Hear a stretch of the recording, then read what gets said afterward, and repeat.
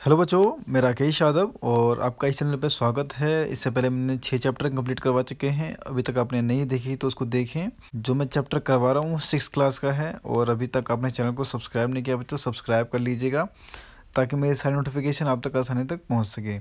तो चलिए स्टार्ट करते हैं आज की वीडियो। 7वां चैप्टर। चैप्टर का नाम है हमारा देश यानी भारत, इंडिया। ठीक है, हम अपने भारत के बारे में पूरी जानकारी प्राप्त करेंगे। ठीक है, तो ये 7 चैप्टर है। तो बच्चों बताना चाहूँगा मैं आपको कि हमारा जो भारत है, जो इंग्लिश में बोलते हैं इंडिया बोलते हैं, तो इस चीज़ के बारे में हम बात करेंगे कि भारत एक बहुत बड़े भौगोलिक विस्तार वाला देश है। भारत में ये हिमालय के ऊंचे शिखरों से घिरा हुआ है ना बच्चों। हिमालय जो है वो क्या है, ऊंचे जो है शिखरों से घिरा हुआ है। हिमालय चारों तरफ जो ऊपर के उत्तर में है, आपको ये भी याद रखना है, हमारे जो भारत के उत्तर में है ये क्या है, हिमालय वहाँ पे स्थित है। पश्चिम में अरब सागर है, आपको ये भी याद रखना है। पूरब में बंगाल की खाड़ी है, ये भी याद रखना है। हिंद महासागर है कहाँ पर, दक्षिण में। ठीक है, आपको ये भी याद रखना है। और भारतीय प्रायद्वीप के तट पर लहराते हैं। अब मैं बात करता हूँ प्रायद्वीप किसको बोलते हैं। तो सबसे पहले बात करते हैं प्रायद्वीप किसको बोलते हैं। हम यहाँ पे आते हैं और समझते हैं कि प्रायद्वीप किसको बोला जाता है। प्रायद्वीप स्थल का वो भाग है जो 3 तरह से जल से घिरा होता है, उसको क्या बोलते हैं, हम प्रायद्वीप बोलते हैं।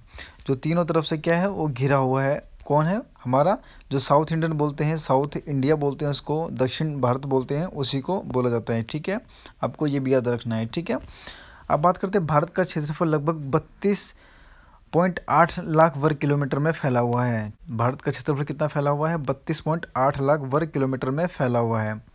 भारत में कश्मीर से लेकर दक्षिण में कन्याकुमारी तक इसका विस्तार है 3200 किलोमीटर यानी 3200 किलोमीटर, तथा पूर्व में अरुणाचल प्रदेश से लेकर पश्चिम में कच्छ तक इसका विस्तार लगभग 2900 किलोमीटर है यानी 2900 किलोमीटर है। यहाँ जलवायु, वनस्पति, अन्य जीवों के साथ साथ भाषा एवं संस्कृति में भी बहुत भिन्नता है। ठीक है, इसलिए हमारा भारत सबसे अलग है। इस विभिन्नता में हम एकता को पाते हैं जो हमारी परंपराओं में दिखाई देती है। यही कारण है कि हम एक राष्ट्र में बंधे हुए हैं, एक भारत में बंधे हुए हैं। ठीक है, वर्ष 2011 से अब तक भारत की आबादी लगभग 120 करोड़ से अधिक हो चुकी है, यानी अभी 135 करोड़ के लगभग हमारा जो 2021 की बात कर रहा हूँ मैं, लगभग 135 करोड़ से ऊपर जा चुकी है। अब बताना चाहूँगा बच्चों, जो जनगणना होगी 2021 में होगी, यानी 2021 में जो वीडियो बना रहा हूँ मैं उसी में होगी। ठीक है, ये हर 10 साल में एक बार होती है जनगणना। तो ये जो 120 करोड़ की जो आपको आबादी दिख रही है, ये क्या है, ये 2011 की जनगणना के अनुसार बताया गया है। ठीक है, तो ये चीन के बाद विश्व का दूसरा सबसे जनसंख्या वाला देश है। कुछ दिनों के बाद क्या होगा, ये जो हमारा भारत है वो चीन को पीछे छोड़ देगी जनसंख्या के मामले में। अब बात करते हैं स्थिति। स्थिति क्या है, भारत उत्तरी गोलार्ध में स्थित है, ये मैंने पहले चैप्टर में ही बता दिया था आपको। कर्क रेखा 23 डिग्री 30 उत्तर में देश के लगभग मध्य भाग से होकर गुजरती है, ये मैंने पहले चैप्टर में कंप्लीट करवा दिया था। दक्षिण से उत्तर की ओर भारत की मुख्य भूमि का विस्तार लगभग 4 उत्तर में तथा 37 डिग्री 6 उत्तर में अक्षांशों के बीच है। पश्चिम से लेकर पूर्व तक भारत की जो विस्तार है लगभग 68.7 पूर्व तथा 97 डिग्री 25 पूर्व देशांतर के बीच में है। अगर हम विश्व को पूर्वी एवं पश्चिमी गोलार्ध में बांटते हैं तो हम भारत की स्थिति किस गोलार्ध में पाते हैं, मैंने पहले चैप्टर में करवाया है, आप उसको समझें। अब मुझे उत्तर दे सकते हैं कमेंट में। अब बात करते हैं, जैसे कि हमने पहले पढ़ा है कि प्रत्येक जो डिग्री देशांतर के लिए स्थानीय समय में 4 मिनट का अंतर होता है, ये मैंने पहले चैप्टर में आपको बता चुका हूँ। पश्चिम में गुजरात की अपेक्षा पूर्व के अरुणाचल प्रदेश में सूर्योदय का लगभग 2 घंटे का फर्क होता है। आप पहले भी पढ़ चुके हैं कि 82 डिग्री 30 पूर्व देशांतर के स्थानीय समय को भारत का मानक समय क्यों माना जाता है, ये सब मैंने क्या करवा रखा है, पहले चैप्टर में कंप्लीट करवा चुका हूँ। ठीक है, क्या भारत के पड़ोसी देश कौन कौन से हैं, हम मैप जो दे रखा है उसको समझते हैं और इसको पूरा करते हैं। ठीक है, तो मैं बताना चाहूँगा, पहले स्टार्ट करते हैं उत्तर से। ठीक है, उत्तर में क्या है, हमारा चीन है जो पड़ोसी देश है, और क्या है, नेपाल है, यहाँ पे जो आपको दिख रखा है पिंक कलर में, भूटान है, फिर क्या है, बांग्लादेश है, फिर हम और आते हैं पूरब में म्यांमार है। ठीक है, और फिर नीचे आते हैं साउथ के अंदर हमारा श्रीलंका है, और हम थोड़ा सा इधर आते हैं ऊपर और फिर पाकिस्तान है, फिर क्या है हमारा अफ़गानिस्तान। ये हमारे जो पड़ोसी देश है, आपको ये याद रखना है बच्चों। कोई दिक्कत है मुझे कमेंट करके पूछ सकते हैं। अब बात करते हैं तो बच्चों की जो हमारा इनमें से कौन सा देश मैंने बता दिया आपको कौन कौन से देश है जिनकी सीमाएं समुद्र से नहीं जुड़ी हुई, ये ऊपर के देश हैं, ठीक है। अब बात करते हैं दक्षिण में समुद्र में स्थित 2 द्वीप श्रीलंका तथा मालदीव हमारे पड़ोसी देश हैं, है ना, मैंने आपको बताया अभी।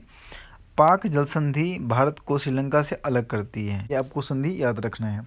हम अगले चैप्टर में कंप्लीट करवाएंगे कि पाक संधि क्या है। अब बात करते हैं राजनीतिक एवं प्रशासनिक जो विभाजन है वो किस हिसाब से किया गया है। तो बताना चाहूँगा भारत एक विशाल देश है, ये मैंने आपको पहले बता दिया। प्रशासनिक जो क्रियाकलापों के लिए देश को 29 राज्य है और 7 कितने केंद्र शासित प्रदेश है, ठीक है। अब थोड़ा सा चेंज हुए हैं, वो मैं आपको बताऊंगा कि कौन से चेंज हुए हैं। अब आगे बात करते हैं क्या, तो दिल्ली जो है भारत की राजधानी है। दिल्ली क्या है, भारत की राजधानी है। राज्यों का निर्माण मुख्यतः भाषा के आधार पर होता है बच्चों।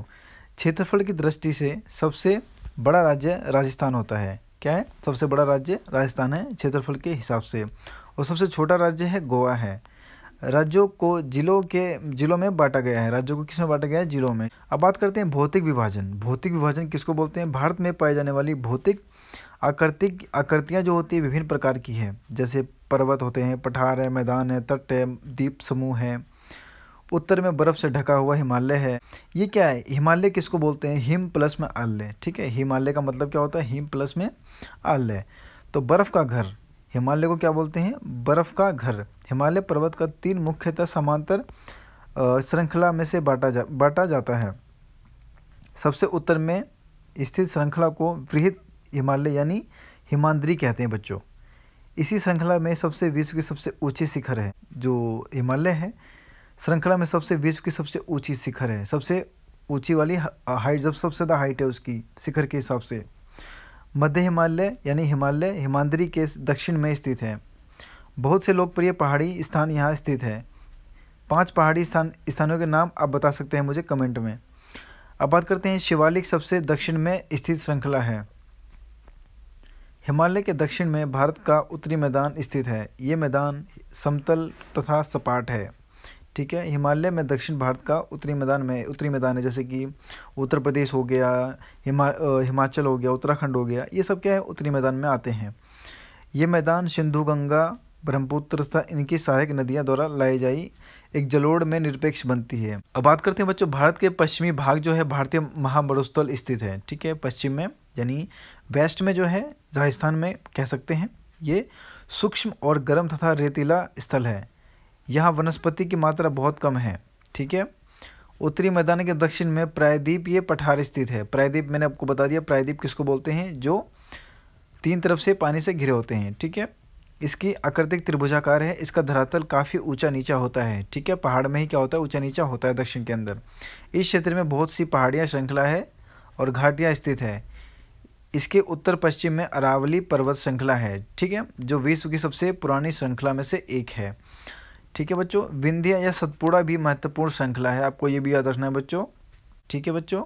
पश्चिमी घाट का विस्तार एक समान रूप में है, जबकि पूर्व घाट बीच बीच में टूटा हुआ होता है, ठीक है। तथा आसमान, इन पहाड़ों में खनिजों जैसे कोयला, लोहा, अयस्क की प्रचुर मात्रा में मिलती है। पश्चिमी घाट के पश्चिम में पूर्वी घाट के पूर्व तटीय मैदान स्थित है। पश्चिम तटीय मैदान काफ़ी संकरे होते हैं।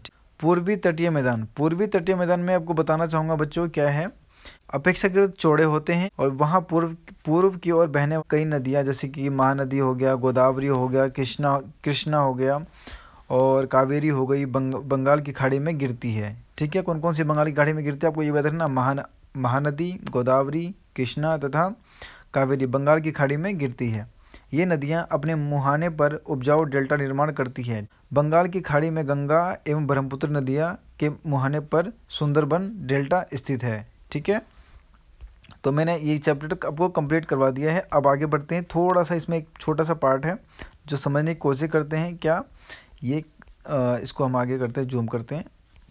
अब बात करते हैं, भारत में 2 द्वीप समूह हैं। कौन कौन से हैं, एक होता है लक्ष्य द्वीप समूह, अरब सागर में स्थित है। तो आपसे क्वेश्चन कर सकता है कि अरब सागर में कौन सा द्वीप समूह स्थित है, तो आपको आंसर क्या देना है, लक्षद्वीप। ठीक है। और ये केरल के तट से कुछ दूर स्थित प्रवाल द्वीप है। एक छोटा सा द्वीप है जिसको बोलते हैं, केरल के बिल्कुल पास है, एक है प्रवाल द्वीप। ठीक है।